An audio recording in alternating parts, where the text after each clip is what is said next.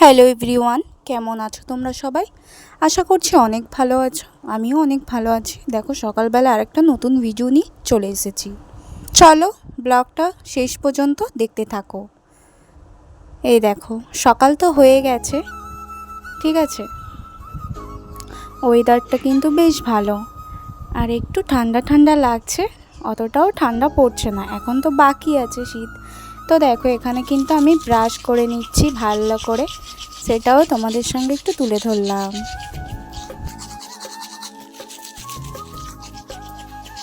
কি বাজে আমাকে লাগছে, চলো মুখ ধুয়ে আসছি। তো দেখো এখানে কিন্তু ফ্রেশ হয়ে আমি চলে এসেছি।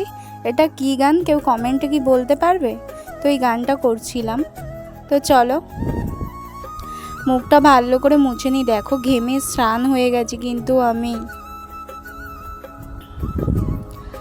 চলো মুখটা ভালো করে মোছা যাক।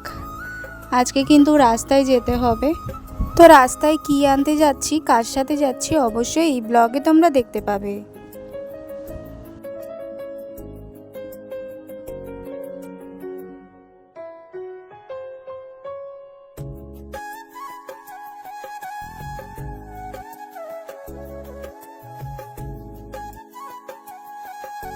তো গাইস, ঘরে কিন্তু একটু চাল নেই, অল্প আছে। আজকে দুপুরবেলা হয়ে যেত, তবে কি করব বলো, চাল তো কিনতেই হবে, তাই না? তো আমাকেই করতে হবে। তো চলো চালটা কিনে আনি, আর বাকিটা পরে দেখাচ্ছি। তো দেখো ঠাকুরঘর তো সারতেই হবে। একটা ড্রেস পরে নিলাম, এই ড্রেসটা কেউ কিছু মনে করে না, এটা হাবলা জামা পুরো। তো জাগে পরতে তো হবেই, তাই না? ফেলে দেওয়ার জিনিস তো না। তো চলো ধূপটা ভালো করে জ্বালিয়ে নিচ্ছি, কিন্তু ঠাকুরের পুজোটা দিয়ে কিন্তু আমি রাস্তায় যাব।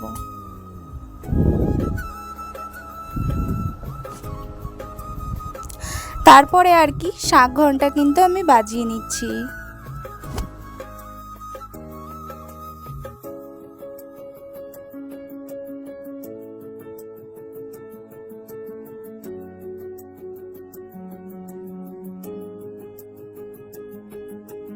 আজকে ভিডিওতে অতটা ভয়েস দিচ্ছি না, একটু ম্যানেজ করে নিও তোমরা ভিডিওটা। দেখো এদিকে বনুকে আনতে দিয়েছিলাম মুড়ি কিন্তু, আর এই যে ও আর আমি বসেছিলাম, ও কেমন করে দেখছে দেখো। তো ব্লগটা এডিট করা হয়নি বলে আগের দিন দেওয়া হয়নি, তাই পরের দিনকে দিচ্ছি। তো চলো আজকে রাস্তায় যাব আমি আর আমার বনু। দাঁড়াও দাঁড়াও, ওর মুখটা দেখতেই পাবে তোমরা। দেখো রাস্তার দিকে তো রওনা দিয়ে দিয়েছি। ও আর আমি যাচ্ছি, যেহেতু ও কার্তিক মাসে ঘর করেছে, সেটা একবার দেখিয়েছিলাম তোমাদের মনে হয়।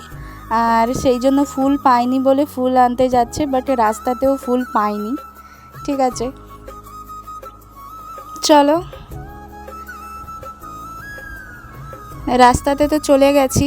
একটু নিয়েছিলাম পরোটা আর কি, চাল তো খুব ইম্পর্টেন্ট, যেটা সেটা হচ্ছে চাল। হ্যাঁ, চাল না হলে খাবো কি, তাই না? চাল কিনতেই হবে।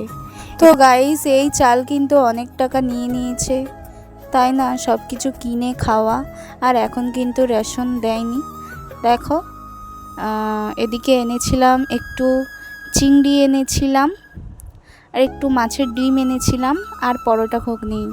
চলো আমি আর আমার বোনও খেয়ে নিই, ওর জন্য এই যে রেখে দিয়েছি, আর আমি এদিকে খেয়ে নিচ্ছি। দেখো চিংড়ি বললাম না, চিংড়ি আর মাছের ডিম এনেছিলাম। মাছের ডিমটা কিন্তু ভালো করে আমি ভেজে নিচ্ছি, আর মাছের ডিম এত ফাটে, চাপা দিয়ে দিয়ে ভাজছি, ঠিক আছে, ছিটকে গায়ে মুখে ভর্তি হয়ে যাবে। একবার তেল পড়েছিল, দেখতেই পেয়েছিল কেমন এখনও দাগ হয়ে আছে। এই যে পেট পুজো করতে করতে দিন কাবার হয়ে যাচ্ছে। জাগে খিদে জিনিসটা এমন না, কখনো আটকানো যায় না, যে মনে হয় যে খাবো না খাবো না, কিন্তু কি বলো তো, খেতে তো হবেই, তাই না? জাগে সবচেয়ে বেশি ইম্পর্টেন্ট যেটা, সেটা হচ্ছে চাল। হ্যাঁ, তো চলো রান্না করার জন্য চাল বের করে নিলাম, ঠিক আছে। আমাদের গরিব ঘরের কি বলবো, এরকমই দিন আনা দিন খায়, ঠিক আছে। তবে চাল তো ছিল, আর চালটা শেষ হয়ে গেছিলো, তাই আমি চালটা আনতে গেছিলাম রাস্তা থেকেই। আর এদিকে দেখো কেটে নিয়েছে, ক্যামেরাটা পাস হয়ে গেছিলো, বেগুন, আলু, পেঁয়াজ, আর সাথে ওই ডিমটা দিয়ে একটা শুকনো শুকনো চচ্চড়ি করব। ওখানে কেটেছিলাম আলু আর চিচিঙ্গা। তো চলো প্রথমে বেগুন, আলু, চিংড়ি দিয়ে তরকারিটা আমি বসিয়ে দিয়েছি। দেখো এর মধ্যে একটু লবণ আর একটু হলুদ দিয়ে দিচ্ছি। আজকে কিন্তু খুব সাদামাটা রান্না করব, ঠিক আছে। আর তরকারিটা দেখো প্রায় হয়েও এসছে। এরপরে ওই যে মাছের ডিমের ওই চচ্চড়িটা বসালে কিন্তু আমার রান্না কমপ্লিট। আর সত্যি কথা বলতে তোমরা আমার কথাবার্তা শুনে কেউ কিছু মনে করো না, ঠিক আছে। এটাই আর কি, যদি কোনো কিছু ভুল করে থাকি বা ভুল বলে থাকি এই ব্লগে আমাকে ক্ষমা করে দিও। তো দেখো এখানে কিন্তু রান্নাটা করে নিচ্ছি। দেখো দেখো চচ্চড়ি নিয়ে নিয়েছি, আর বনু তো চচ্চড়ি খাবে না, ওর জন্য একটু চিংড়ি ভাজা রেখেছিলাম। ও কিন্তু সত্যি কথা বলতে অত ভাত খায়নি, আমি তুলে নিয়েছিলাম। আর এদিকে চিংড়ি আলু তরকারি বেগুন দিয়ে। আচ্ছা জানো আমরা এত ভালো মন্দ কার জন্য খেতে পাচ্ছি? কারোর জন্য না, শুধুমাত্র আমার মায়ের জন্য, ঠিক আছে। যাগে মা যতদিন আছে ততদিন কোনো টেনশান নেই। আচ্ছা তোমরা কি ভাবছো আমি কেন এরকমভাবে হাঁপিয়ে গেছি? হ্যাঁ, সন্ধ্যা হয়ে গেছিলো তো, আর আজকে সকালবেলা আমার বোনুর জামা প্যান্টগুলো কেচে নিয়েছিলাম, তাই আনা হয়নি। তো তাড়াহুড়ো করে এনেছি, তাই হাঁপিয়ে গেছি। তো চলো এখানে রাতে খাবো বলতে দুপুরের তরকারি আছে, সাথে চচ্চড়িও আছে, কিন্তু ভয়েস দিতে দিতে আমি হাঁপিয়ে যাচ্ছি, যেহেতু কাজটা করে ঘরের কাজ করে আমি ভয়েস ওভার দিচ্ছি। তো চলো রাতের খাবারটা কিন্তু আমি বেড়ে নিচ্ছি। গাইস আমার বোনও কিন্তু কিছুই খায়নি আজকে, পেট নাকি ওর ভারী, কি বলবো আর বলো, অনেক জোর করেছি, খেতে চায়নি। লাইভে তোমরা দেখেছো এই ড্রেসে যে ওকে বলছিলাম খাবি চল খাবি চলো, খেতে চায়নি।